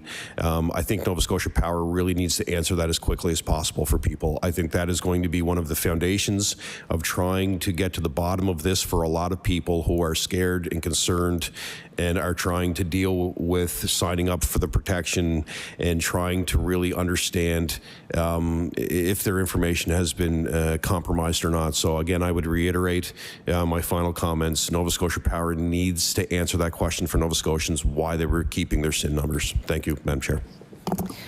Thank you, Emily Mombercat. You have 25 seconds before we move on if you'd like to respond to that in any way. Mr. Gregg? I hear you, I understand that, and it's equally important to us. Thank you very much. And we will move on to MLA Wong, please. Thank you, Chair. I think I have a question directed towards Mr. Heck. So, Mr. Heck, I do notice on your name tag there that you were the Chief Digital Officer for Emera. So what I'm going to ask, do we have a Chief Executive Officer for digital officer for Nova Scotia Power that sits in Nova Scotia? Mr. Heck. We have a Vice President of Technology that sits in Nova Scotia Power, yes. Emily Wong, please. And is there a focus for that person to focus on cybersecurity? Mr. Heck. Yes, that's within that Vice President's scope. It is. MLA Wong. You had mentioned earlier that there's a $10 million investment in cybersecurity. Is that for Nova Scotia Power only, or is that part of some of the affiliates owned by Emera as well? Mr. Heck. Yeah, that number would have, I believe it is a gross number, which would say it would also have some affiliate spend in there. I don't know the specifics on that, MLA Wong, but we can provide that. MLA Wong. Thank you. So I would agree that that's a gross number, because if I look at $10 million and I divide that among 280 people that are affected by this cybersecurity breach, that's $35 a person. If I take that number of $10 million and divide that among 550,000 customers, that's less than $20 per customer. I would suggest that your investment in cybersecurity is less than a Big Mac meal. So I would suggest that Nova Scotians deserve better. We have Nova Scotians that aren't just angry, they're scared. And you're investing $10 million, less than $20 per person in cybersecurity. My hope is since all three of you have talked about how prevalent cybersecurity and cyber attackers are across the world, that we're not going to see an additional line item on our bill saying cybersecurity and an additional cost. So I guess my question again, do we actually have a cybersecurity team sitting here in Nova Scotia, or are they sitting elsewhere throughout North America? Mr. Gregg. Thank you for the question. We do have a dedicated cybersecurity team at Nova Scotia Power. Maybe a little more detail on that. So Emera, Chris's role is to identify standards that we and other affiliates must meet in our investments. And I just want to say that, you know, we do take guidance from NERC, we mentioned that before, and the NIST in terms of what are the appropriate standards for both the IT and OT environments in our system. We're audited regularly by the North American Electric Reliability Corporation on a regular basis to make sure that those standards are up to scratch. And our investments that we make are intended to do that, to make sure we are in compliance with those standards that are set, guidelines that are set by North American Electric Reliability Corporation, but also the standards that in turn are set by our parent company. And we've had, you know, years of ongoing investment on both the information technology and the operation technology environments to make sure that those systems are meeting those requirements. MLA Wong. And thank you for that response. You did mention that you go through periodic audits. Could you let us know when the last time that Nova Scotia Power was audited? Mr. Gregg. I don't have that information off the top of my head, but I'll provide that to you. And those are public documents for sure that are done by. But I think it's been within the last 3 years, is my recollection. But I can confirm that in more detail. MLA Wong. And a question that's a little bit off of my train of thought here, but do you know to date how many people Nova Scotians have signed up for the credit monitoring? Mr. Gregg. We do, but I'm probably going to disappoint you here because we've been advised to not share that number. It's just because of an active threat environment that putting that number out would not be beneficial from a protecting of our customers, and so we're not going to make that number public. I would reiterate, though, that encourage customers, if they received a letter from us, please do avail yourself of the services that we're providing, but just not in a position to give you that number at this point. MLA Wong. And I can appreciate protecting our Nova Scotian customers. Could you let us know what your target is for the amount of people that you would like to sign up? I know it's 100% is impossible, and what you will do if you don't reach that target. Mr. Gregg. Which is say that we would like every one of our customers who've received a letter from us to sign up. And the efforts that we will be beginning this week that Mr. Lanteigne spoke about is going to be in an effort to help people who are having trouble to do that. But we do encourage anyone who's received a letter from us to please sign up. MLA Wong. Yeah, you know what, I don't accept that response. If you get 10% of people that sign up, it's grossly inadequate. Maybe 60 or 80% is inadequate. You must corporately have a number in mind of the people that are going to sign up for it, and then how would you mitigate that? Because we have real Nova Scotians at risk, real Nova Scotians that are fearing this. You pick one or two methodologies that you say it's your responsibility as a customer to protect yourself when they weren't protected in the first place by your company. So what is going to happen if we have an inadequate number of people that sign up for this creditor protection? We can't put all of the onus on people that some of them don't have the ability to do so. Mr. Gregg. A couple things I'll unpack there. So we do have guidance in terms of what we see across industries in terms of what the subscription rate is. We know that from the experts who advise us. I'm not going to be advised not to detail that. But we do have that guidance, and we'll keep track of that. But again, encouragement is as many customers as possible to sign up for that service.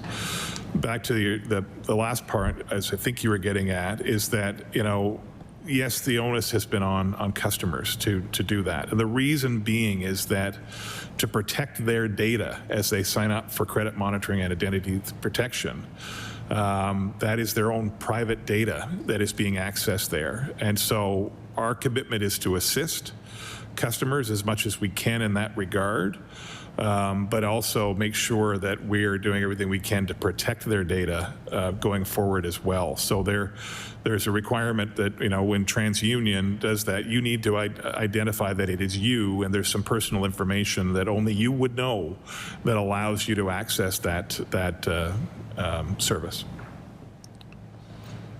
Emily McLeod. Thank you, Chair.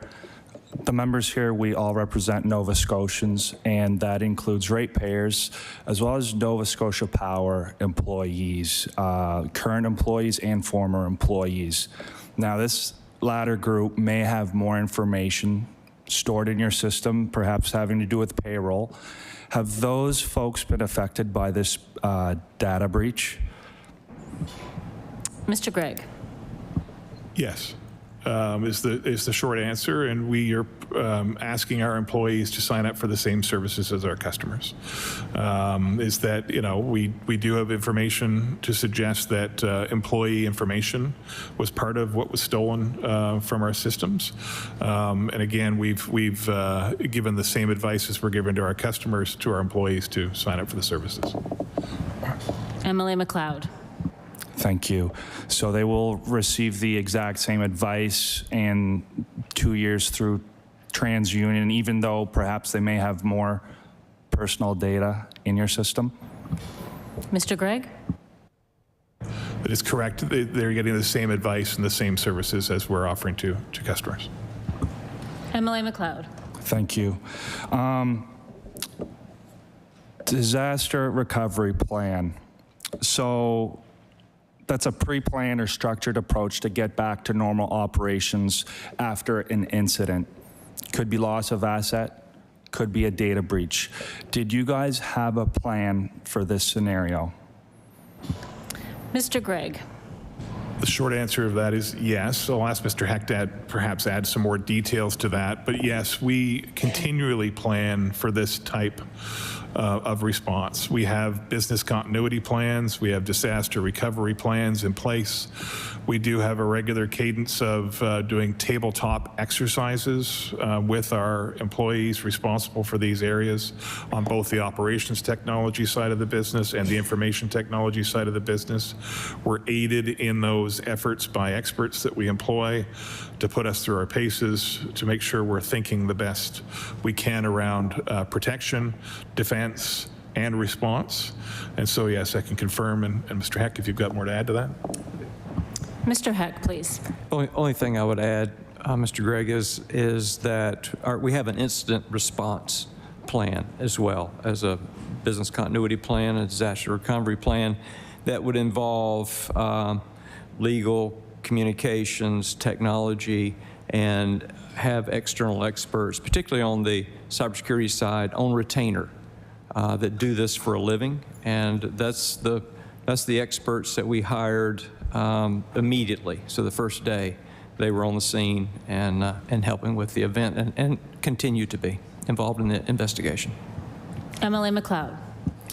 I visited your website this morning and I clicked on cybersecurity, and the latest update was on May 23rd, which seems like, I mean, we're coming up on 2 weeks. As part of this plan, can we expect more communication from Nova Scotia Power? Mr. Gregg.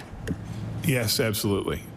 And our commitment is to be as transparent as we possibly can be with the public and with our customers. We're endeavoring to do that, so we will update the website as necessary. I think I already said that, part of the difficulty in the initial response to this is we want to make sure we are responding with what we know and not what we think. The facts, especially in the initial phases, what you think you know at the time perhaps isn't ultimately the fact. So we've been being very careful about that. So it's a commitment to transparency, but also a commitment to making sure the information we're putting out there to the best of our ability is what we know at the time. I think, some of the feedback we've got from our customers from here today, can we do a better job of that? I believe we can, and we will. And our commitment is to continue to share that information as it becomes available to us. MLA McLeod. Thank you. And I want to circle back to a question my colleague MLA Wong asked, and you couldn't provide us a specific percentage of how many customers have signed up to TransUnion, but it was mentioned a couple times that adoption rate has been very high. What is the very high in reference to? Is it an internal target? Industry? Mr. Gregg. Great question. And so it's based on guidance we get from the experts on this, and it's really TransUnion who offers these services, who have given us guidance as to what they typically see in cyber attacks like ours. And so they've given us sort of that industry benchmark, so we're aware of that, and we track that. And I would say that in comparison to that benchmark, like Mr. Lanteigne was mentioning earlier, we have seen a high adoption rate in Nova Scotia. I think that's a good thing.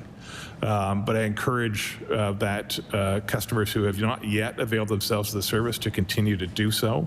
So yes, it is higher than perhaps the industry benchmark, but we'd still like to see more. Order, please. So the time has elapsed for questions, and I'd like to thank the witnesses for being here. We certainly will be following up with some reminders of things that you've told us you'll be getting to us. Dare I say, you may get another invitation to this committee. But before we say goodbye, would you like to make some closing remarks, Mr. Gregg? I would, thank you. So again, thank you to all the committee members for the opportunity to speak with the committee today. I'd like to end where I began, with a heartfelt apology to our customers about this incredibly difficult situation. I do commend the committee for your thoughtful interest and questions. As I've said, we're still in the midst of an active investigation. I said that numerous times, but you have our commitment to continue to be open and transparent as we know more. Our teams are working day and night on a full recovery of all services for our customers and continuing to secure our systems as we move forward. Thank you. Thank you very much. And you may leave the chamber and probably meet the media. And we're going to continue with our meeting. We'll go into recess for 1 minute.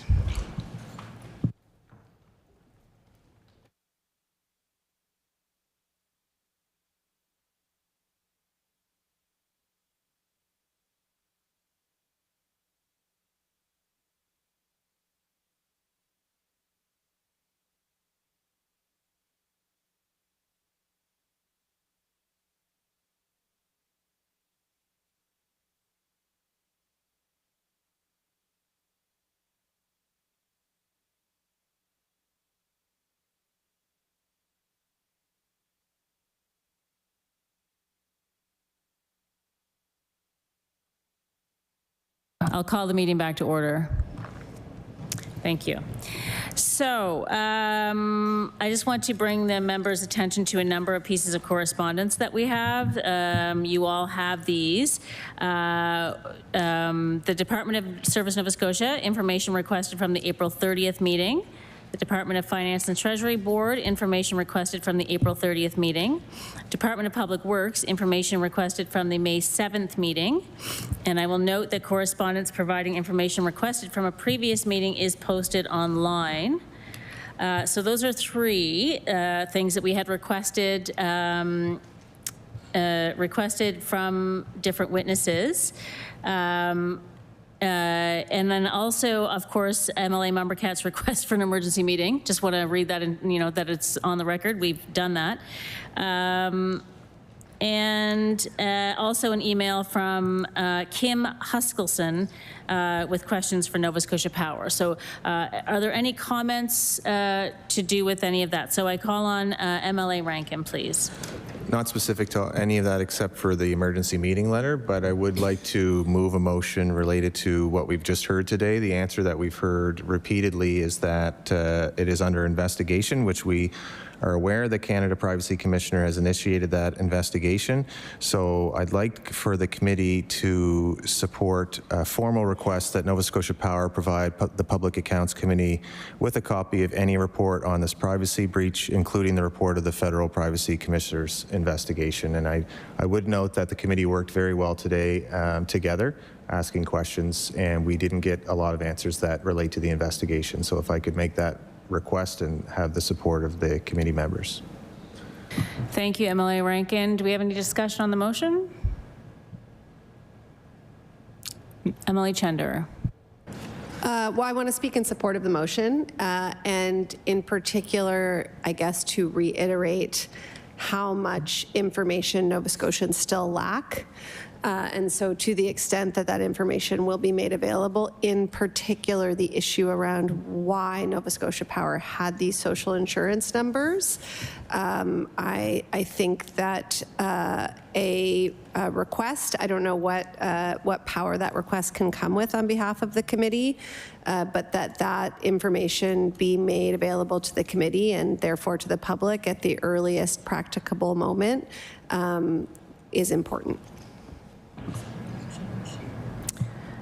Okay. MLA Chender, is that a second motion that you want considered, or is it an amendment to the motion, or is just speaking in support? Okay, great. I see that you have your hands up. I just want to ask if we need to, can we delay, can we close the meeting at 11:05 if necessary? Is there agreement to extend the meeting by 5 minutes? Thank you. I call on MLA Timmins, please. Hi. I want to support the motion as well, but we need some more details. We didn't hear today enough details on how they're supporting the residents and our constituents and how they're protecting them. In the future, they talked about using TransUnion, but there's examples out there, there's best practices from other companies, such as Visa, for an example, that they protect the client from this length of time of the usage of that Visa. So is there something that we can request from Nova Scotia Power if they're planning on doing that for future protection? Because cybersecurity is continually being an issue. So they need to protect their clients just as well as a Visa does. If you get breached, the Visa, acts immediately and protects you instantly. So that's my 2 cents with it. Thank you for putting the motion forward. Thank you, MLA Timmins. MLA White. Thank you, Chair. I support the motion as well. I think what we heard today is a lot of, I'll use the term excuses, that others are susceptible to a cyber attack, as we all are. Indeed, that is a fact.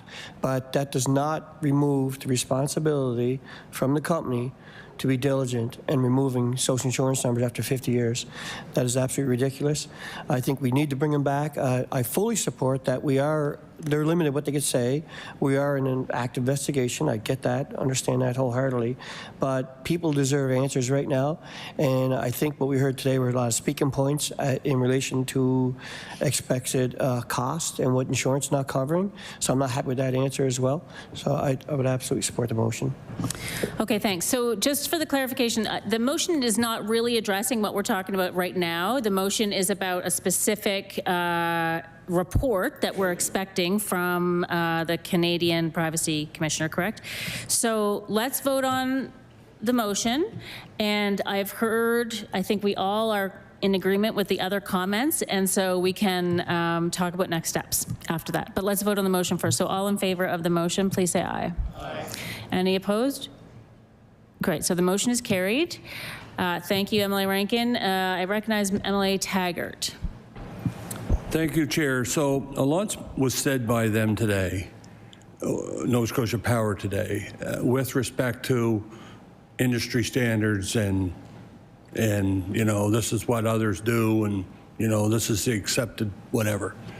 What power does this committee have, or does the AG have, with respect to investigating or auditing to find out, given that Nova Scotia Power is a whatever, close, however that, to audit and to see just how robust Nova Scotia Power's cybersecurity system was?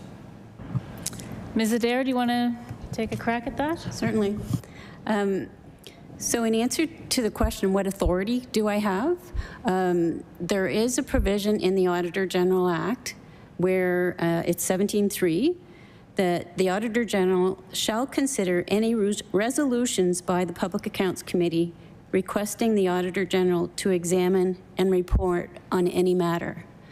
So that is in the Auditor General Act, but from there, we would, if we were to receive such a request, we'd have to look into the authority under the Act because, as you know, Nova Scotia Power is outside of the government reporting entity. They may not be considered what we call an auditable entity, but there could be steps taken, and I won't get into all the details, but I guess it starts with a request from the committee, and I would consider it. So.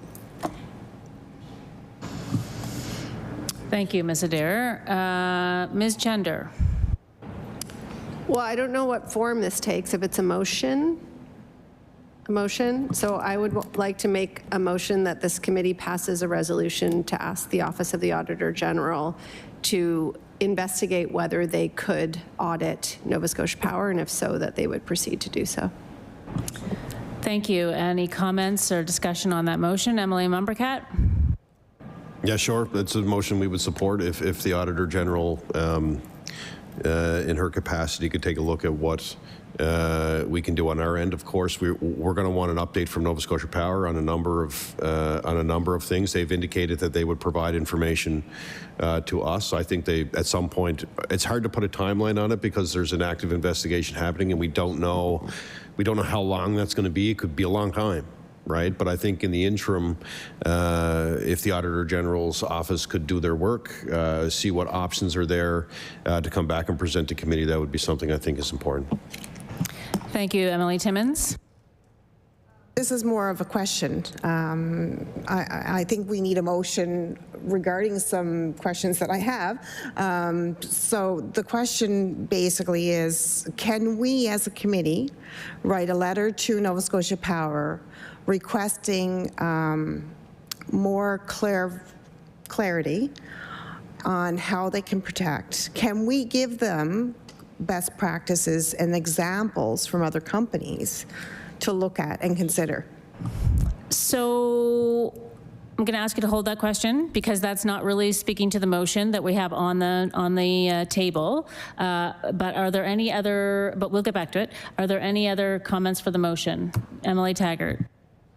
Well, that's exactly what I intended when I brought this subject up. So whether, whoever moves it, I guess doesn't matter. But that is, in fact, what the intention was of what I asked. Thank you. Excellent. So Emily McLeod. Yeah, I'm just curious, really, what is the feasibility of this and what the cost of this would be? Can we have, even the scope, the grandeur of it? I wonder if we should get that first, maybe? I don't know.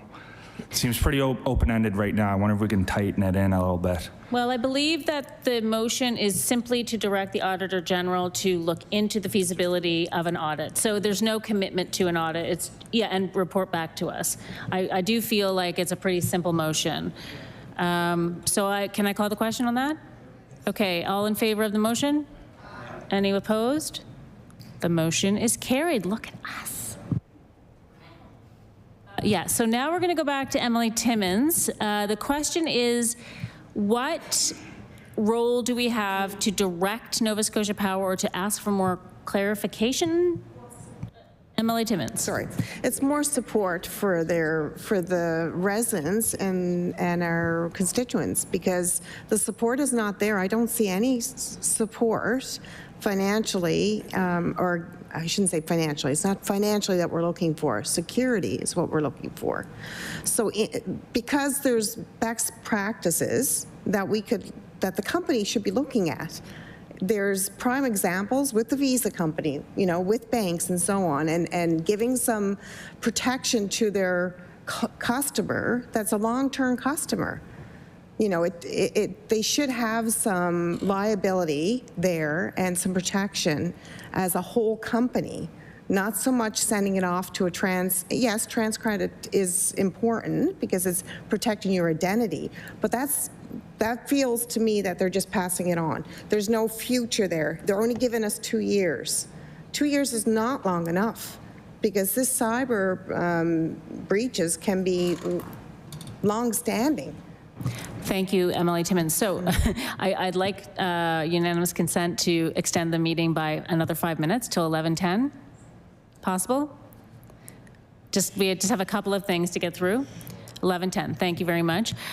So what my sense of this request is that we could send a letter with some thoughts to Nova Scotia Power as the committee, which is, I think, totally appropriate. I think the way to go to it would be to draft a letter from me as the chair on behalf of the committee, but what I would need is input from each of the caucuses, or each member, any member who wants to have input, so that I make sure that I'm hitting all the points. And then I would send the letter to all of you to make sure it seems like it's the letter that you want to send, and then we would send it. Is that correct? So, MLA Timmins.